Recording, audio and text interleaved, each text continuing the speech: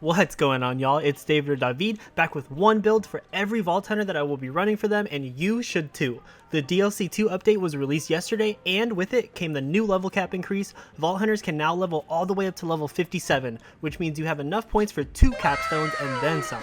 So without beating around the bush any longer, we're going to just jump right into it with my favorite Vault Hunter in all of Borderlands 3, Flak. So this build is one focusing mainly on the giant power increase that you get from the power inside and supported by the ability to crit anywhere on enemies with Megavore. You have your crit synergy skills like Leave No Trace and Head Count, which make your build very sustainable, as well as Eager to Impress to keep your action skill off of cooldown as much as possible. Those 3 skills themselves already make this build incredibly efficient paired with our Megavore capstone. Another highly powerful combo inside of this build is Interplanetary Stalker, the Most Dangerous Game, and Furious Attack, which are all powerful hunter skills that buff our damage, coupled with the maxed out Big Game, which increases the effectiveness and duration of all 3 of those, giving us more DPS for a longer period of time. My favorite part about this build is the action skills, because you can easily run Fade Away or Rack Attack. When running Fade Away, I like using the Not My Circus and Until You're Dead augments with the Spider and Scorcher Pet, and when running Rack Attack, I like using the Flock and Load and Rackcelerate augments with the Beefcake Jabber Pet. All in all, this build has incredible damage and just might be the most damaging build right now in all of Borderlands 3. Just about any gun works with this build. I myself will probably be using a Jacob's weapon with a one-shotter shield and some kind of like class mod with Jacob's crit damage on it, maybe like a bounty hunter or something.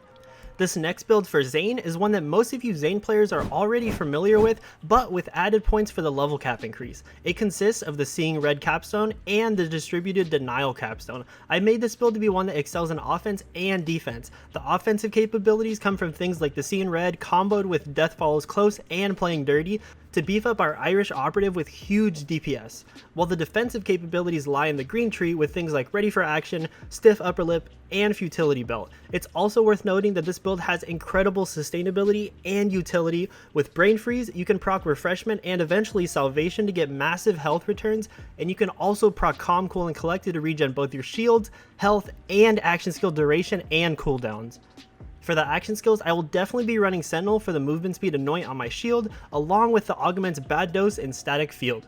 Sentinel has 2 good of augments to really pass up running here.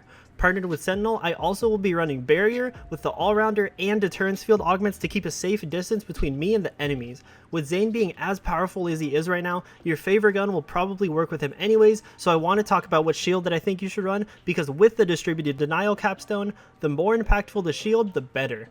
A few of the best ones in my book are the Transformer, the Big Boom Blaster, and the Rico. These all have very unique abilities that when applied to your barrier and allies can make gigantic improvements to your builds. Coming up next for Moze, I have probably the most offensive build in this video due to Short Fuse and her blue tree, but also the most sustainable due to Forge and her green tree. This build is pretty simple. You just hold down the trigger button supported by skills like Cloud of Lead, Redistribution, and the Iron Bank, while you deal major splash damage with Fire in the Skag Den. Having the Auto Bear skill allows for great use of the otherwise not very worthwhile Iron Bear and gives you more reason to make use of the Some for the Road and Security Bear skills, and once Iron Bear perishes you can bring it right back up with Grizzled and Explosive Punctuation.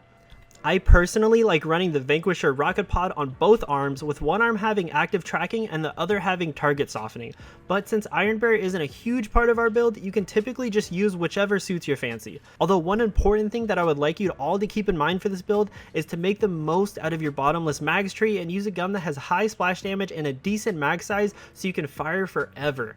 Here are a few examples of my favorite Moze weapons for this build: the Kibsworth, the Cutsman, the Laser Sploder, the Ogre, the Lob, the Ion Cannon, and the Scourge. The class mods are also really important here, so make sure to run either a Blastmaster or a Minesweeper for this build. And lastly, but certainly not least, I have our beloved tomboyish siren, Amara. Now, a lot of you might not know this, but I was an Amara main before I was a Flak main, so this build is a very fresh breath of air and nostalgia. Here we have our 2 capstones of Forceful Expression and Avatar. Forceful Expression is the simpler one, just giving you a bonus to elemental damage, while Avatar has much more depth to it.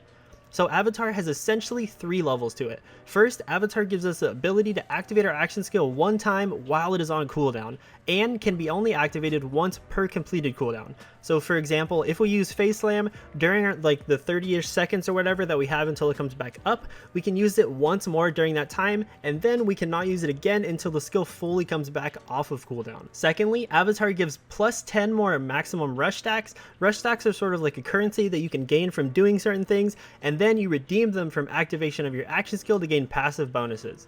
And thirdly, Avatar allows us to refund half of our rush stacks upon killing an enemy. So just from having Avatar, we immediately buff our combo of Do Harm, Violent Tapestry, Alacrity, and Awakening. These are all rush stacking synergistic skills that give great bonuses for your build.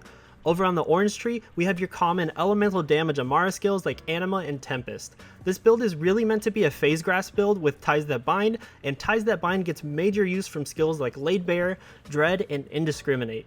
Along with Ties That Bind, I like to use the Augment Soul Sap to provide some sustainability to our otherwise not very tanky build.